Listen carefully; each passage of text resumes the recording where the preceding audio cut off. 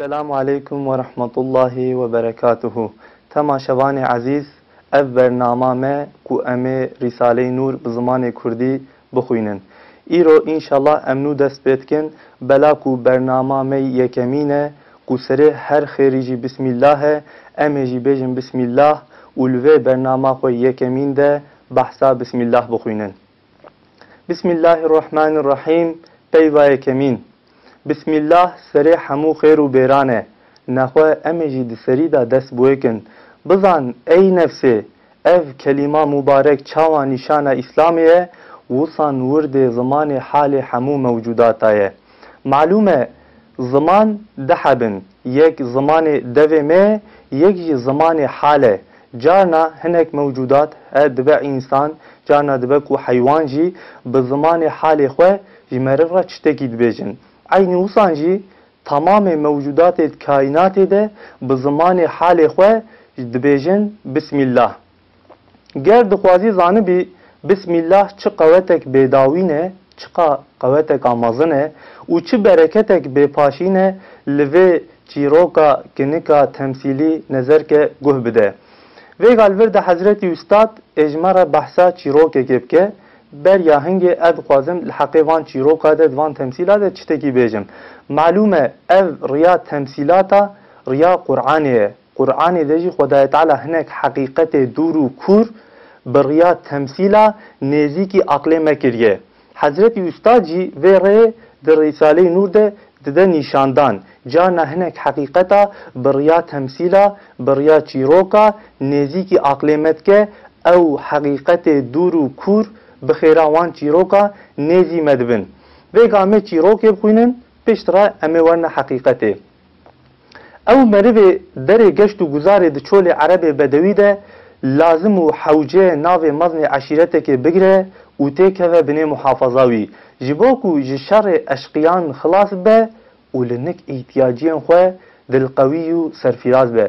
Malûm e merivekî ku derê çola erebê bedewî di tişt li pêşiya wî ne. Yek heye ku hinek werin pêşiya wî bibirin zirarê bidinê, tiştê din jî malûm e birçî bibe, tî bibe, îhtiyaciyê wî yê çê bibin. Ji bûna ku wan îhtiyaciyê xwe karbe bîne cî û xwe ji şerê wan eşqiya jî xilas bike, gere navê meznê eşîretekê bigire. Eger na negire, dê bi serê xwe li muqabil dijmin û îhtiyaciyên bêjimar perîşan bibe. Bi navê seyahetek wiha du meriv ketin deştekê meşiyan. Yek ji wan mütewazî, ew ê din meğrûr. Mütewazî navêyekî girt, ew ê din negirt. Ew ê girt, ew ê navê meznê eşîretekê girt, li her deşt û çîmen û beriyan bi xêr û selamet çû geriyan. Eger rastî eşqiyakî rêbir bê, divê bi navê filan serekdarî digerim. Eşqiya diçe, nikare zirarê bide. Dema têkeve konekî, bi wî navî hürmet û îtîbar didinê. Hema ew meğrûrê din di hemû seyaheta xwe de wisan eziyet û cefayê dî nayê tarîf û salixtan. Her wext û her dem dilerize ditirse, li hemberê her derî parsek û bipirse. Hem rezîl û hem riswa bû. Bela ku navê meznê eşîretekê negirt, ew ê meğrûr ku baweriya wî bi nefsa wî hebû. Gu ez nehewcîme ku ez navê meznê eşîretekê bigirim, ev serê xwe tenê karim li vê çolê diharim. Ew ê ku wisa got çi bû? Hem rezîl û hem riswa bû. Çima? Çimkî ku tiştek were pêşiya wî ditirse, dilerize û parsekiyê ji her kesî redike. Çima? Lewra birçî dibe, tî dibe, îhtiyaciyên wî çê dibe. Lê ew ê ku navê meznê eşîretê girt, wextê ku kete konekî bi wî navî hürmet û îtîbar danê. Wextê ku hinekî rêbir hatine pêşiya wî birîn, ji wan re got ez bi navê filan serekdarî digerim, ew eşqiya, ew rêbir diçin nikarin zirarê bidinê. Vêga çîrok li virê xilas bû, em ê heqîqetê bixwînin ka ew merivê di çîrokê de ew ê mütewazî û ew ê meğrûr. Li vê jiyana me de, li vê dinyayê kîjan însana temsîl dikin. û ew meselê çîrokê de derbas dibin, di vê heyata me de ka çi temsîl dikin, em ê wan bi hevra bixwînin. Nexwe ey nefsa mina mağrur. Malum Hazreti Üstad dibêje ez nefsa xwe ji her kesî zêdetir hewceyê nesîheta dibînim. Ji lewma jî daima Hazreti Üstad pêşî şîreta nefsa xwe kiriye. Belkî tesîra Risale-i Nur jî piçekî ji virê tê ku ne ji merivêdan re gotiye, pêşî ji nefsa xwe re gotiye. Em jî em tev van heqîqeta pêşî ji nefsa xwe re dixwînin. Naxwe ey nefsa mina mağrur, tu ew geştvanî, ev dünya jî çole, acizî û feqîriyê te bêhedin, dijmin û îhtiyaciyên te bêjmarin.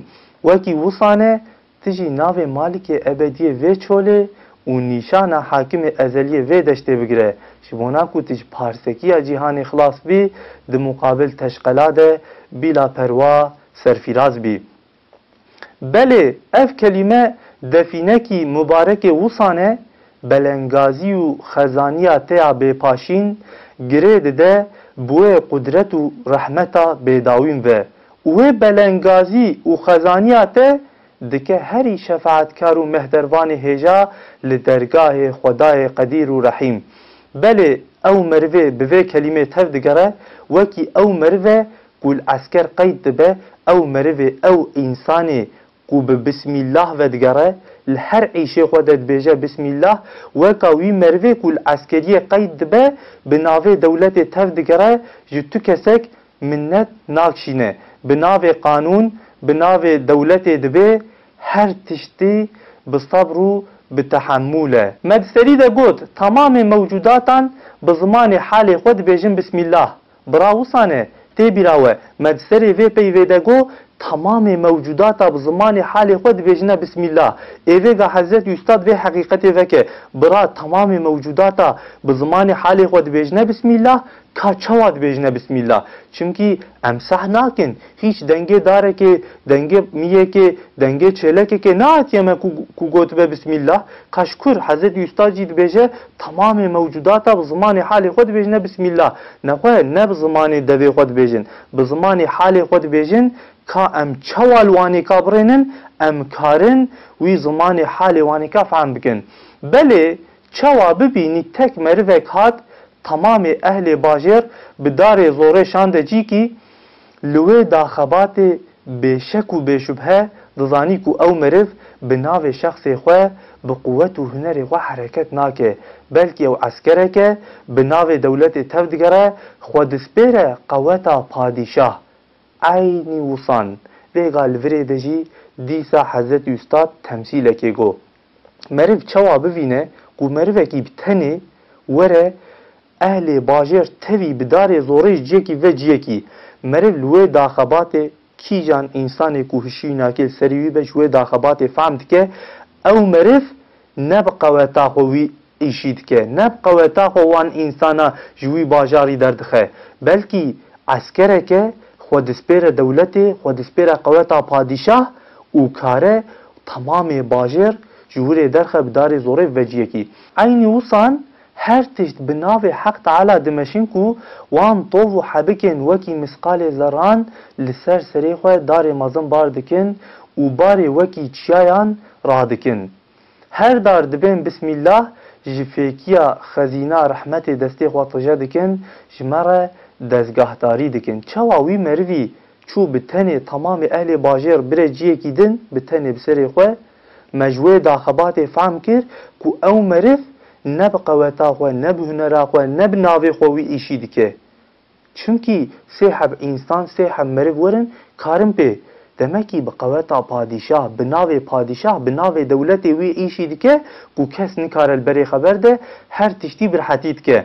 Nexwe ew tov û hebikên biçûkê weka misqalê zerran ku wan dara ser serê xwe radikin, wan barê weka çiyaya ser serê xwe radikin, em ji vî îşî fehm dikin ku ew jî ew tov û hebik weka misqalê zerran ku biçûkin bi zimanê halê xwe dibêjine bismillah û wan darê mezin ser serê xwe radikin. Ku ne bi navê Allah, mana bismillah, bi navê Xwedê, bi navê Allah, wextê ku dibêjine bi navê Xwedê, bi navê Allah, her tişt ji wan re musaxar dibe. Çiqa jî biçûk bin, ew barê mezin dikarin serseri xwe rakin.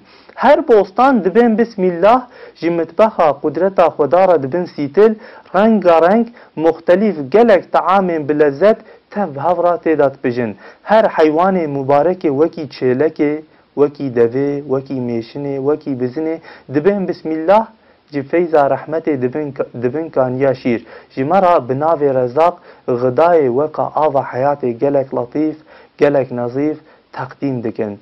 Em ji xwe re bifikirin. Yani îro însan tev bigîjne hev karin nîmetekiya aveka weka şîr çêkin. Nikarin çêkin. Wextê ku heta distê beşer bikeve nava wî şîrî, ew şîr xira dibe, tama wî nabe weka wî şîrê berê. Em dirênin bizin, çêlek, mî, baz, ev nakî aqlê wan tune, hişê wan tune ama em dirênin wî şîrê xweş, nezîf, latîf ji me re tînin. Nexwe bi navê Xwedê ji me re tînin. Ew nakê ne bi hunera xwe wî şîrî çê dikin. Dibêjin bismillah bi zimanê halê xwe. Wextê ku gotin bismillah bi navê Xwedê dest bi wî jî dikin. Xwedayê Teala bi civê tawanîka wî şîrî ji me re dişîne. Her çêre, her dar, her giya kok û damarê wanî nermê wek hevrîşim. Hewqa nermin weka hevrîşim kok û damarê wan dara. Ew jî ew kok û damarê nermê wek hevrîşim jî dibêjin bismillah kevir û xweliya hişk qul dikin derbas dibin têra. Bi navê Xweda, bi navê Rehman dibin her tişt musaxar dibin jêra.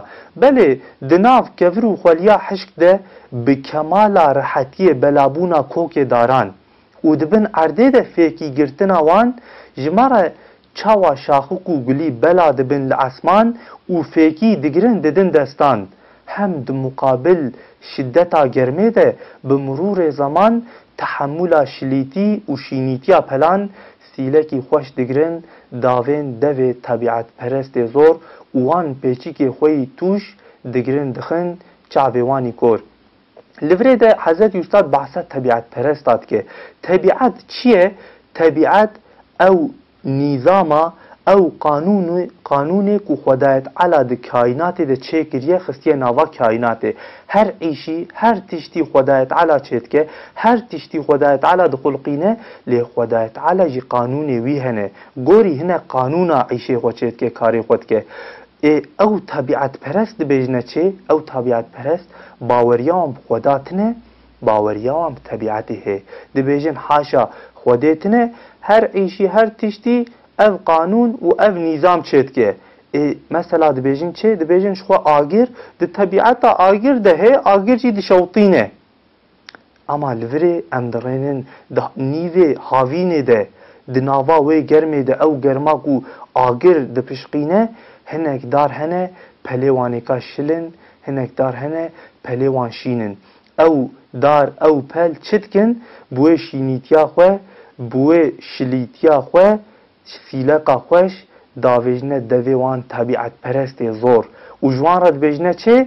Ji wan re dibêjin dibin wê germ û eşqiya hûn pê bawerin ji tebiatperesta re dibêjin. Hûn bi hişkiyê û hûn bi germê bawerin. Hişkî çi ye? Hişkî tiştekî zehmetî ye. Ama çi dibe? Ew kok û damarê dara, ew ê weka hevrîşim hewqa nerm bi rehetî çawa li binê erdê de tahta qul dikin, kevra qul dikin û bela dibin. Ji tebiatperesta re dibêjin ew germ û hişkiya hûn pê bawerin, ew jî li binê emir dimeşin ku wan damarê nermê wek hevrîşim her yek weka çovê Musa aleyhisselam emrê ayeta fequl nedrib bi esakel hecer bicîtînin kevir qul dikin. Aynî weka wî gopalê Musa aleyhisselam çawa ku gopalê xwe li kîjan tadîl, kîjan kevirî dabûna av jûr derket. Ev jî ev kok û damarên dara jî wextê ku dibêjine bismillah weka ku vê ayeta fequl nedrib bi esakel hecer dixwînin û li kur dixin wir de derbas bin têde diçin. Wan pelê nazikên tanikê mîna pelê çixaran her yek wekî ehdayê İbrahim aleyhisselam li hemberê wê germa ku agir dipişqîne ayeta ya naru kûnî berden ve selamen dixwînin. Malûm e wextê ku Hezretî İbrahim aleyhisselam davîjne nava agir خدای تعالی امری آگرد که دبیجه یا نارو کونی بردن و سلامن، یعنی ای آگر لسر ابراهیم هینک بوه و بسلامت بوه. حضرت ابراهیم علیه السلام دکوه ناوا آگر جی لی تدوریوی ناشوطه. اینی او پل داران او پل وقا پل چخاران زراب وصا نازک لبر و گرما هاوینه ده و گرما کو آگر تپشقینه ده بقی و آیتا یا نارو کونی بردن و سلامن دخوینن و تشتک جوانیکا نابه. مادم هر تشت معنن دبن بسم الله بناو خدا نیمت خدا جمارتینن لازمه ام جی بیجن بسم الله بناو خدا بدن بناو خدا بگیرن و لازمه ام نگرن جوان انسان غافل بناو خدا نادن. برسا که وان انسان وک غارسون جمع حقق دخوازن اصل خوی مال کو خدای که چشمت خوازه. معلومه وقتی کو تشتک مثلا فیکیک چید به کی چید که خدای تعالی چید که چما اوی کو طاوی دشینه خدای تعالی، اوی کو باران دشینه خدای تعالی، اوی کو وی فیکی ناوا وی عرض ده دردخه مزند که خدای تعالی. اما مروک دچه وی فیکی جی بخچه تینه دخه دکانه خو وقتی کو ددمه جی حق کیجمت خوازه دفروشه. اصل خوی مال خدای تعالی او مروی وقا غارسونا خوی دکانه کو حق کیجمت خوازن عجبا اصل خوی مال کو خدای تعالی که او چه حقی جمت خوازه. برصفا وی پرسه اوه او منعیم حقیقی لهمبر وان مال قیمت دار و لنک وان نیمت مانیدار سه تشتاد خوازه. یک جه ذکره، یک جه فکره، یک جه شکره. بسم الله ده اول ده ذکره، الحمدلله ده پاشین ده شکره. نخواه وقتی که مرو نیمتکی خوار آنجی راشته نیمتکی خدای تعالی لمقابل وی نیمتی ده سه تشتاجمت خوازه. یک جه ذکره، یک جه شکره، یک جه فکره. وقتی که ام دسری ده بیجنه بسم الله او ذکره ده پاشین ده جی وقتی که خلاص بو ام بیجن الحمدلله او جی شکره. دو تفکر چیه؟ دو ارته ده تفکر جی فکره، یعنی تفکر وان نعمت قیمت دار. یعنی وقتی انسان کو نیمت کی خوار آنجی نیمت کات دستیوی جخوره بفکره کو ار نیمت قیمت دار صنعت خارقه. چونکی خدای تعالی چه بخلقینه؟ بصنعت دخلقینه. خدای تعالی صانعه، یعنی خوی صنعت چتا بصنعت دخلقینه. او صنعت خارقه معجزین قدرتا خدای احد صمدن و هدیه رحمتا وینه. وقتی که اموانجی بفکرن افجی فکره.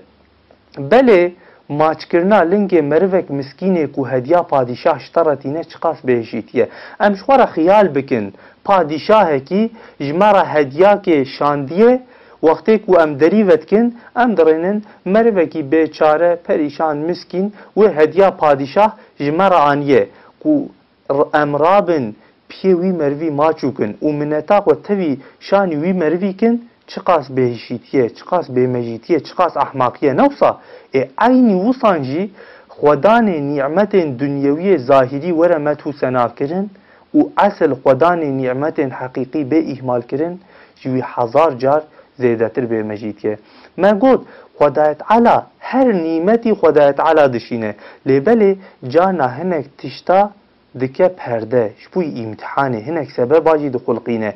ایک وقتی خدای تعالی اصل خوی مال اوه اصل منعیم اوه یکو اصل وی نعمتی جمارا دشینه اوه کو ام خدای تعالی جبیر بکن وان منعیم ظاهری وان منعیم لبر چاپ اوه دنیوی ام وان مدهو سنا بکن ام منتا وشانی وان بکن جوی دورما کو وقتی کو پیه وی مروه مسکین ما چود کر جه هزار جار زیدتر به مجیتیه.